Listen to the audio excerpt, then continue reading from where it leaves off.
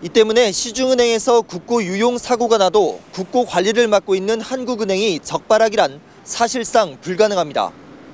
사고 방지를 위한 근본적인 대책을 마련하고 시스템을 하루빨리 정비를 해야 될 것 같습니다.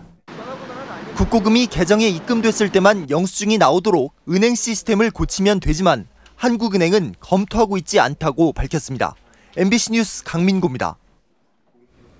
총부채 상환 비율 규제가 수도권으로 확대되면서 신규 분양시장이 풍선 효과를 톡톡히 보고 있습니다. 오늘 문을 연 영종 하늘도시 견본주택에는 첫날부터 10,000명 가까운 투자자들이 몰렸습니다. 고현승 기자입니다. 6개 건설사가 8,800여 가구를 동시 분양하는 인천 영종 하늘도시. 올해 최대 규모의 동시 분양으로 오늘 문을 연 견본주택에 10,000명 가까운 예비 청약자들이 몰렸습니다. 앞으로 송도 신도시하고 견주어도 손색이 없는 그러한 도시다 보니까 우선 그런 쪽에서 투자 가치가 있고. 신규 분양되는 영종 하늘도시는 재건축 등 기존 주택과 달리 총부채 상환 비율 DTI 규제를 적용받지 않습니다. 이 때문에 DTI 규제 지역에서 자금이 옮겨올 것으로 예상됩니다. 상대적으로 신규 분양에 대해서는 DTI 규정이라든가 이런 부분이 적용이 안 돼서 신규 분양 쪽으로 수요자들이 많은 관심을 표현하고 있습니다. 또 정부의 분양시장 활성화 대책에 따라 5년간 양도세를 전액 면제받을 수 있고 3년 뒤면 분양권 전매도 가능합니다. 영종 하늘도시는 분양가 상한제가 적용되기 때문에 분양가는 3.3제곱미터당 900에서 1,000만 원 선입니다. 인천공항과 인접한 데다 영종도 내에 문화, 레저, 관광단지가 조성될 예정이어서 공항 관련 근무자 등이 관심을 가질 만합니다. 하지만 서울 출퇴근이 쉽지 않다는 점이 단점입니다. 거리도 먼 데다 공항고속도로와 인천대교 통행요금이 만만치 않기 때문입니다. MBC 뉴스 고현승입니다. 미국의 한 초등학교에서 학생이 칼이 달린 캠핑용 숟가락을 가져왔다는 이유로 정학 조치했습니다. 이 처벌 수위를 놓고 지금 미국 사회가 떠들썩합니다. 로스앤젤레스에서 윤도한 특파원이 보도합니다. 미국 델라웨어주의 한 초등학교 1학년생인 6살 자카리 크리스티는 얼마 전 학교에 캠핑용 숟가락 세트를 가져갔습니다. 평소 집에서 음식을 먹을 때 쓰던 이 숟가락 세트에는 포크와 함께 칼이 달려 있었습니다. 학교 측은 이 어린 학생을 정학시키고 문제 아이들을 재교육시키는 교화 학교에 45일간 다니도록 결정했습니다. 무기는 절대 용납하지 않는다는 이른바 무기 무관용 정책을 적용시킨 겁니다. 이 학생은 부모와 함께 어제 텔레비전에 출연해 억울함을 호소했습니다. I don't think that the punishment should be this. It's not fair. 엄마는 앞으로 아이를 학교에 보내지 않고 집에서 가르치겠다고 선언했습니다. I think they need to look at the age, maturity, intent, situation. I wouldn't allow him to go to that, and yeah, I am homeschooling him. 방송이 나가자 미국 전역에서 학교에 대한 비난 여론이 들끓었습니다. 그러자 학교 측은 어젯밤 긴급 이사회를 열어 유치원생과 초등학교 1학년생에 한해 학교에 무기를 가져오면 3일에서 5일 정도 정학을 시키는 개정안을 통과시켰습니다. 이 덕분에 크리스티 군은 다시 학교에 다닐 수 있게 됐습니다. 이에 앞서 작년에는 초등학교 3학년 여학생이 생일 케이크 상자 속에 케이크를 자를 칼을 학교에 가져왔다가 퇴학을 당하기도 했습니다. 과도하리만큼 엄격한 미국의 학칙은 잇따르고 있는 총기 사건 등 학교 내 참극에 대해 미국 사회가 얼마나 민감하게 반응하고 있는지를 잘 보여주고 있습니다. 로스앤젤레스에서 MBC 뉴스 윤도환입니다.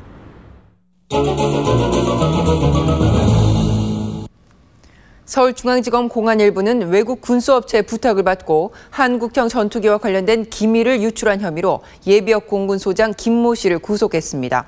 지난 2007년 퇴역할 때까지 한국형 전투기 개발 사업을 맡았던 김 씨는 향후 공군이 개발할 전투기의 성능과 규모, 또 우리나라의 중장기 국방사업 계획서 등을 유출해 스웨덴 군수업체로 넘긴 혐의를 받고 있습니다. 참여정부 인사들이 대거 참여한 범친노그룹 모임인 시민주권이 오늘 서울 여의도 63빌딩에서 창립대회를 갖고 공식 출범했습니다. 대표는 이해찬 전 국무총리가 맡았고 운영위원으로 문재인 전 청와대 비서실장, 유시민 전 장관, 서가번 민주당 의원 등이 참여했는데 이해찬 대표는 내년 지방선거에서 민주개혁 진영의 단결을 위해 적극적인 연대에 나서겠다고 밝혔습니다. 아파트 미계약 물량을 자신들에게 우선 배정하라며 분양 소장을 협박하고 폭력을 휘두른 일당 7명에 대해 경찰이 구속영장을 신청했습니다. 부동산 업자 최모 씨 등은 지난 14일 경기도 수원의 한 아파트 견본주택 전시장에서 시세 차익을 챙길 목적으로 미계약 아파트를 자신들이 계약하겠다며 집기를 부수며 분양소장 38살 김모 씨를 협박한 혐의를 받고 있습니다. 지난달 폭행 사건에 휘말려 경찰에 입건된 인기 댄스 그룹 슈퍼주니어의 멤버 강인 씨가 이번에는 음주 뺑소니 사고를 냈습니다.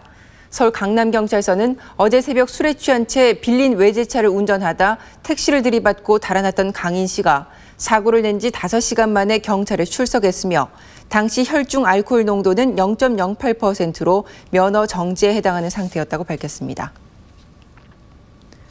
133층 640m 규모로 지어질 서울 DMC 랜드마크 빌딩이 오늘 저녁 기공식을 가졌습니다. 이 빌딩에는 방송시설과 호텔, 백화점 등이 들어서며 2015년 완공되면 아랍에미레이트의 버즈 두바이에 이어 세계에서 2번째, 아시아에서는 가장 높은 건축물이 됩니다. 최근 연예인과 소속사 사이에 금전 관계에 대한 분쟁이 잦은데요. 우리나라에서도 연예인에 대한 월급제가 도입되는 등 변화가 일고 있습니다. 김재용 기자입니다. 멤버 일부가 소속사에 소송을 제기한 인기 아이돌 그룹 동방신기. 신인 시절 맺은 13년 전속 계약이 종신 계약이나 다름없다는 것과 수익 분배가 불투명하다는 것이 이유였습니다. 국내 한 연예 기획사가 이 같은 갈등을 줄이기 위해 일본처럼 신인 연예인에 대한 월급제를 도입했습니다. 가장 안정적인 엔터테인먼트가 지향해야 될 그런 계약 조건이나 그런 부분이 뭐가 있을까라는 생각을 한 급여제라는 그런 이제 매니지먼트를 계약을 시행하게 될 것 같습니다. 월급은 50만 원부터 시작합니다. 일본의 기획사처럼 연예인이 벌어들이는 수익이 커지면 월급도 따라 올려주기로 했습니다. 경제적으로 도움이 되는 면은 있죠. 왜냐면 작품이 없으면 배우는 작품이 없으면 백수나 마찬가지잖아요. 급여도 조정이 되고 인센티브도 조정이 되고 이렇게 하신다는 계약을 하셔서 흔쾌히 받아들였습니다. 계약 기간도 3년으로 제한해 소속 연예인들의 부담을 덜어줬습니다. 당장 수익이 없는 신인에게 월급 지급, 신인 연예인이 인기 스타가 된 뒤에 재계약, 모두 쉽지 않은 문제입니다. 아직은 초보적이지만 월급제와 단기 계약 등의 새로운 시도가 연예인과 기획사 사이에 노예 계약 시비를 없애는데 큰 역할을 할 것으로 기대됩니다. MBC 뉴스 김재용입니다.